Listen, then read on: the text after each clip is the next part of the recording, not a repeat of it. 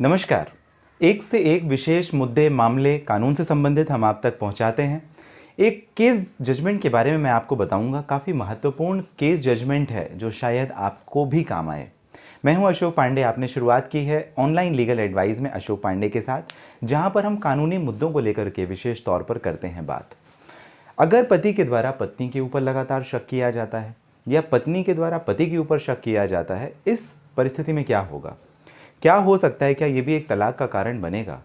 अमूमन हमारी ज़िंदगी में ऐसे बहुत सारे प्रश्न आते हैं। एक ऐसा ही मैं आपको जजमेंट बताऊंगा जहां पर इस केस में ये हुआ था कि 35 साल से ज़्यादा का शादी और शादी के बाद 6 बच्चे। पहले के समय में तो 6 बच्चे हो जाते थे, अब तो 1-2 ही बहुत मुश्किल है। तो 6 बच्चे इनके थे। अब जो पति है वो अपनी पत्नी के ऊपर शक करता था, आरोप लगाता था, और आरोप इस तरह के जो काफ़ी ज़्यादा बड़े आरोपों में भी आ सकते हैं। उसका ये कहना था कि उसकी पत्नी का उसके खुद के फादर के साथ में रिलेशनशिप है, रिश्ता है, नाजायज़ रिश्ता है।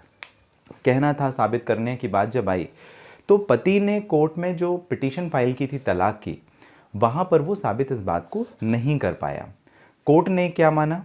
कोर्ट ने जस्टिफाई किया। कोर्ट ने ये माना कि अगर इस कंडीशन पे जहाँ पर पति पत्नी के ऊपर शक करता था, शक करने के अलावा आरोप लगाता था, ये कहता था कि शारीरिक संबंध है पत्नी के खुद अपने ही पिता के साथ में, तो ये ठीक बात नहीं है, ये जस्टिफाइड नहीं था। और इस कंडीशन पर यदि पत्नी अपने पति को छोड़कर अलग हो जाती है, सेपरेशन तो है लेकिन ये मेंटल टॉर्चर भी है। किसके लिए? पत्नी के लिए। किसके द्वारा? पति के द्वारा। पति यहाँ पर पत्नी के ऊपर मेंटल टॉर्चर कर रहा है, मानसिक प्रताड़ना कर रहा है। कैसे? 3-4 चीज़ें हैं मोटी मोटी, आप ज़रा समझें।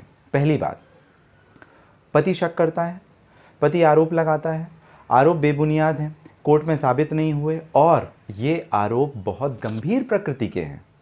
तो इस बात को ध्यान में रख करके कोर्ट ने ये डिसाइड किया कि डिजर्शन तो है, अलग रहना तो है, लेकिन उसके बावजूद ये जस्टिफाइड है और इस वजह से उल्टा इस पिटीशन को रिजेक्ट किया। और साथ ही साथ कोर्ट ने ये माना कि ये मेंटल टॉर्चर है, मानसिक प्रताड़ना है पति के द्वारा पत्नी के ऊपर।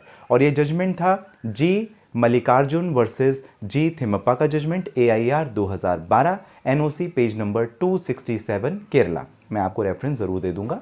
जी Mallikarjun versus G Thimmappa, AIR 2012।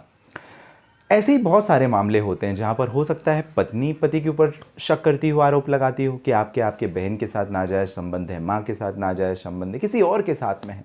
और अगर वो कोर्ट में साबित ना कर पाए, उस कंडीशन पे यदि पति अपनी पत्नी से अलग हो जाए, या ऐसा ही केस जिस पर हमने अभी बात की जहाँ पर पत्नी अपने पति से अलग हो गई थी क्योंकि वो अजीब अजीब तौर करके शक करना और शक के साथ आरोप लगाने का लगातार काम करता था, तो ये जजमेंट आपके फिर आएगा काम। आपको ये जानकारी पसंद आई हो ज़रूर लाइक और सब्सक्राइब कीजिएगा हमारे चैनल ऑनलाइन लीगल एडवाइस को। साथ ही साथ किसी परेशानी के लिए अगर आपको करना है बात, इस वीडियो के डिस्क्रिप्शन में डिटेल है, लिंक है, जहां पर आप मुझे बात कर सकेंगे।